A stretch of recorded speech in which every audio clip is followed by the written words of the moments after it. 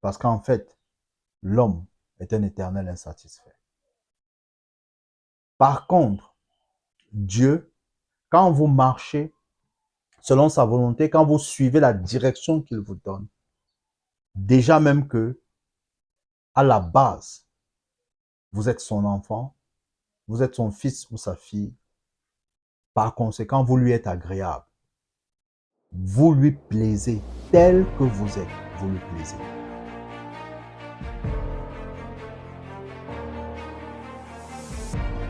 Well, Kari Shalom everyone, and welcome to the Christ Laboratory, a place of minds and lives transformations in order to live a better life according to Christ our Lord.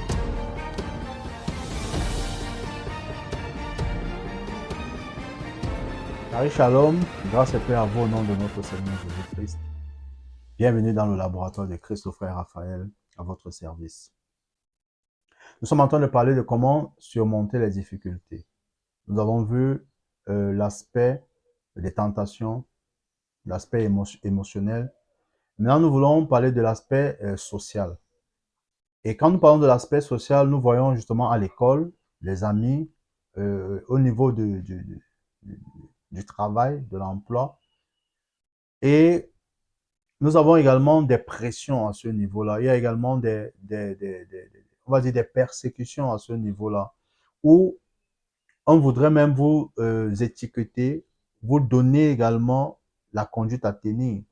On voudrait vous imposer certaines pensées, une certaine manière de faire.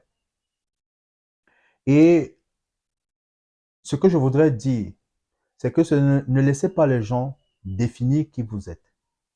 Ne laissez pas les gens vous imposer une conduite à tenir, une voie à suivre.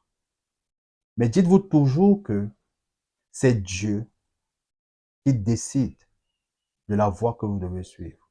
C'est Dieu qui décide de la conduite à tenir. Dites-le vous toujours. L'apôtre Paul pouvait dire dans le livre de Galates que si je voulais plaire aux hommes, je ne serais plus serviteur de Dieu. Si je voulais plaire aux hommes, je ne serais plus serviteur de Dieu. Alors ne faites rien pour plaire aux hommes. Ne faites rien. Parce que la vérité, c'est que tout ce que vous pourrez même faire pour leur plaire, ils ne verront jamais cela. Jamais. Et ils vous en demanderont toujours trop, beaucoup trop. Ils ne seront jamais satisfaits. Parce qu'en fait, l'homme est un éternel insatisfait. Par contre, Dieu, quand vous marchez selon sa volonté, quand vous suivez la direction qu'il vous donne, déjà même que, à la base, vous êtes son enfant, vous êtes son fils ou sa fille, par conséquent, vous lui êtes agréable. Vous lui plaisez tel que vous êtes, vous lui plaisez. Vous n'avez pas besoin de faire d'efforts pour lui plaire. Parce que la preuve que vous lui plaisiez, c'est qu'il vous a permis, il vous a attiré à lui. Et vous lui avez dit oui. Ça, c'est déjà la preuve que vous plaisez à Dieu. Alors ne faites rien pour plaire aux hommes. Ne faites rien pour plaire aux hommes.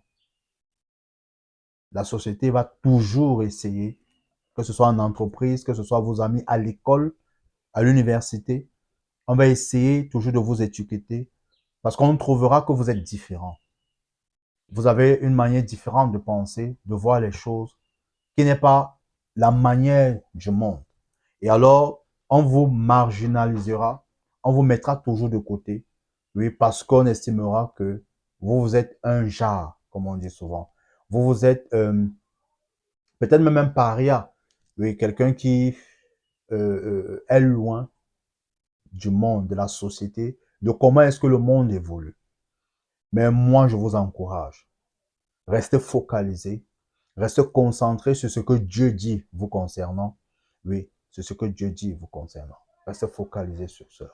Parce que notre Père nous a rachetés par le sang de Jésus à un grand prix. De telle sorte que nous lui appartenons maintenant. Nous sommes sa propriété exclusive. Donc nous ne sommes pas la propriété d'un homme, d'une personne, mais nous sommes la propriété de Dieu. Nous devons garder toujours ça dans nos pensées.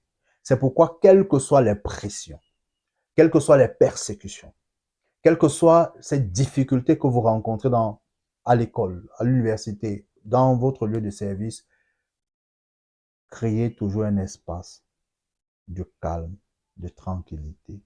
Et rappelez-vous que tout ce qui est vrai, tout ce qui est pur, tout ce qui est honorable, tout ce qui mérite l'approbation doit faire l'objet de vos pensées.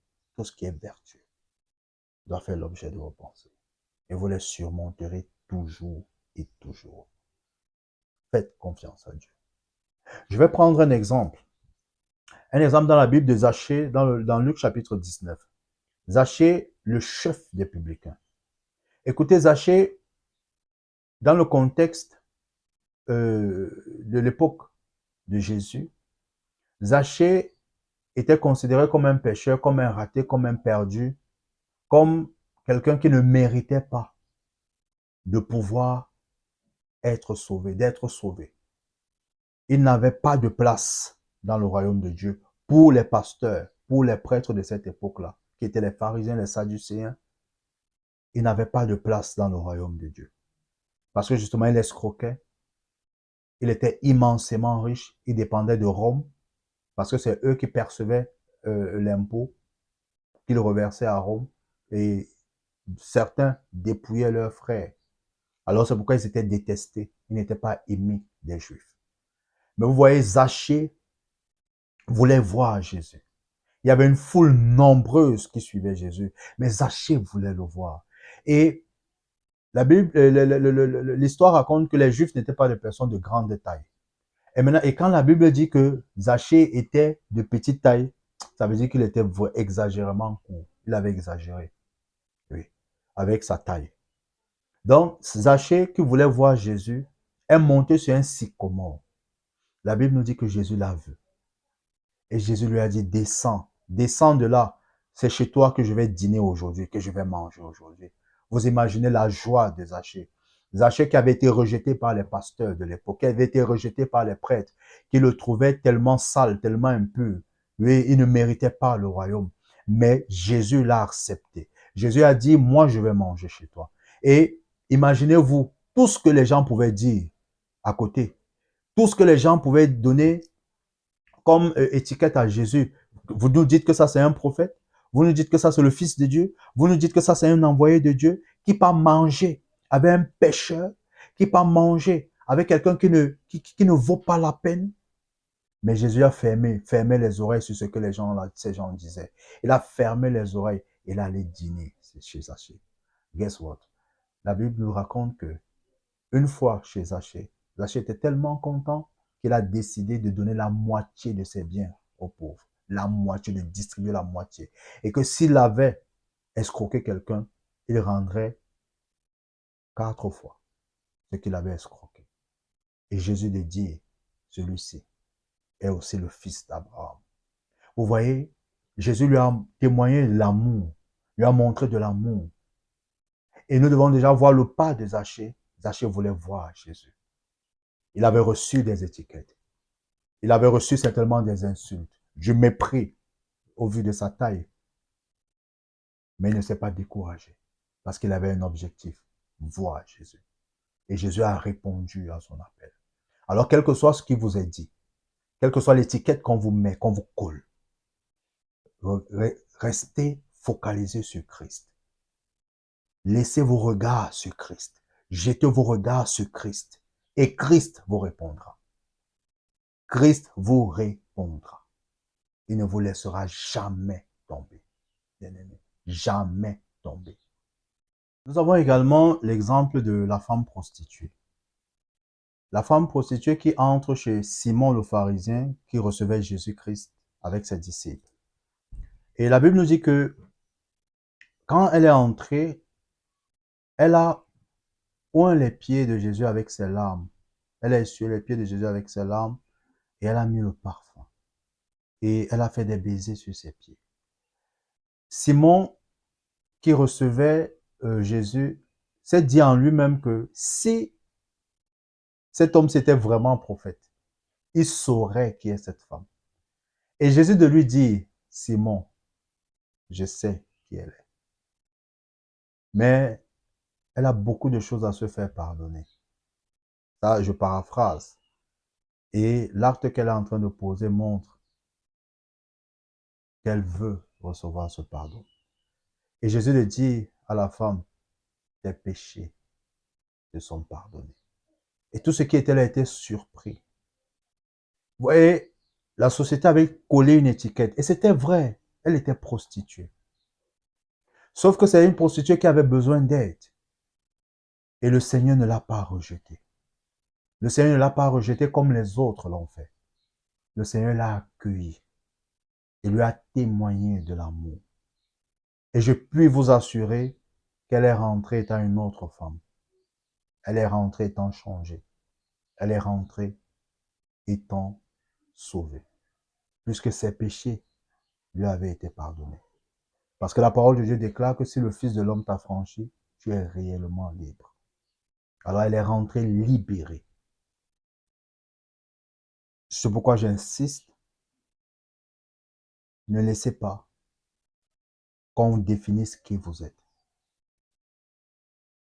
Mais si vous n'avez pas encore dit oui à Jésus-Christ, je vous donne cette opportunité d'ouvrir votre cœur à Jésus. Et vous expérimenterez son amour, l'immensité de son amour à votre endroit. Parce que nous qui avons cru, nous savons que dans son amour, il nous a prédestinés. Il nous a prédestinés, il nous a aimés, il nous a choisis, il nous a sélectionnés, il nous a mis à part pour lui. Alors c'est pourquoi personne ne peut définir qui je suis. C'est lui qui définit qui je suis. Et je sais que je lui suis agréable. Et je sais que je lui plais. Et je sais qu'il m'aime. Et que rien ni personne ne peut changer cela. Je vais prendre un autre exemple avec David. David était berger. Et quand vous lisez l'histoire de David, vous vous rendez compte que lui était dans la forêt, s'occupant du troupeau de la famille. Et quand bien même il est venu pour voir sa parenté et que son père l'a envoyé chez ses frères qui étaient au combat, après avoir tué Goliath même, on lui a demandé de rentrer en brousse pour s'occuper du troupeau. Qu'est-ce que je veux dire? Pour sa famille, son père et ses frères, il était bon pour la brousse. Dieu a délivré le peuple d'Israël au travers d'un enfant de 17 ans. Jusque-là, on ne voyait pas en lui un héros. On ne voyait pas en lui le prochain roi d'Israël. On voyait en lui celui qui doit garder le troupeau de la famille. Celui qui doit garder les chèvres, les bœufs. Mais Dieu voyait un roi. Étant en brousse, Dieu, par son prophète Samuel, l'a encore fait sortir de la brousse, l'a oint comme le prochain roi d'Israël. Après cela, le roi Saül l'a pris à ses côtés, voulait le tuer, mais n'est pas parvenu à le tuer. Et rappelez-vous que David est resté focalisé sur la vision de Dieu. Il aurait pu tuer le roi Saül, mais il a refusé parce que il voyait toujours en Saül loin de l'Éternel, le choix de Dieu. Et il a décidé de ne pas, de manière personnelle, prendre la vie de celui que Dieu avait mis comme roi. Et vous voyez, des années plus tard, il est devenu le roi d'Israël. Voyez-vous comme Dieu vous voit. Voyez-vous comme Dieu vous voit. Si vous avez des doutes, si vous avez des moments de faiblesse, de tristesse, ça peut arriver. Mais regardez à l'intérieur de vous. Fermez vos yeux. Créez le vide, le calme dans votre tête, dans tout votre être. Et parlez à Dieu dans votre cœur. Je vous assure, il vous parlera. Il vous parlera. Vous êtes trop bien aux yeux de Dieu. Vous n'êtes pas un accident, vous n'êtes pas une erreur autant pour moi. Vous êtes précieux aux yeux de Dieu. Ne laissez pas les tentations, ne laissez pas les difficultés de la vie, les aspects émotionnels, les paroles dures, violentes, négatives de votre entourage avoir le dessus sur vous. Non, ne laissez pas. Vous êtes précieux aux yeux de Dieu. Croyez-moi. Dieu vous aime comme peut-être vous n'imaginez pas. Et il veut le meilleur de vous. Il veut que vous réussissiez. Il veut que vous ayez du succès. Seulement, vous devez suivre la direction qu'il vous donne.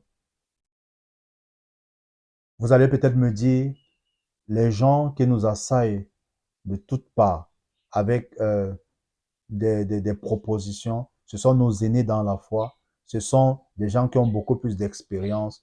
Mais Paul a vécu la même chose.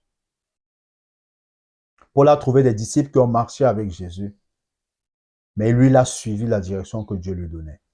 Et lui-même, il dit qu'il n'a pas considéré qu'ils étaient apôtres avant lui, mais il a suivi la vision céleste. Et qu'est-ce que lui dit? Il a travaillé plus que eux tous réunis. Vous voyez, les gens peuvent être des aînés, vos aînés dans la foi, mais non pas la science infuse. Parce que la vérité, c'est que c'est Dieu qui nous guide. Et nous n'avons pas la même finalité, nous n'avons pas le même dessein. Non. Chacun de nous est unique. Et Dieu travaille avec chacun de nous de manière particulière. Alors, chacun doit suivre la voie de Dieu, selon que Dieu lui parle, selon que Dieu lui montre la direction. Je vais prendre un autre exemple de Gédéon. Gédéon était dans une famille pauvre, dans Juge le chapitre 6, dans une famille pauvre. Et il était le plus petit. Et Gédéon se voyait comme quelqu'un qui ne valait pas la peine. Mais quand l'ange vient lui parler, l'ange l'appelle vaillant guerrier. Vaillant guerrier. Et c'est ce Gédéon-là qui a délivré le peuple d'Israël de Madian. Vous voyez, lui, il ne se voyait pas comme un héros. Mais Dieu le voyait comme un héros. Nous avons également l'exemple de Méphibosheth, le fils de Jonathan, l'ami intime de David. Il était perclus des deux pieds, paralysé, infirme, si vous voulez, des deux pieds. Et dans la société, quelqu'un qui est ainsi est disqualifié de tout. Il doit être jeté dans les villages, très très loin des gens. Mais Dieu n'a pas oublié Méphibosheth. Dieu a touché le cœur de David et David a demandé s'il y avait encore une parenté de son ami Jonathan. Et rappelez-vous que quand on lui a dit oui, le serviteur Tiba lui a dit oui. Quand Méphibosheth est venu, Tiba et tous ses enfants ont été mis au service de Méphibosheth. Et Méphibosheth mangeait à la table du roi David. À la table du roi David. Et tout ce qui appartenait à son grand-père, le roi Saül, a été donné à Méphibosheth. Selon la société, il était disqualifié. Mais selon Dieu, il était qualifié. Ne laissez personne définir qui vous êtes. C'est Dieu qui définit qui vous êtes. Vous êtes la gloire de Dieu.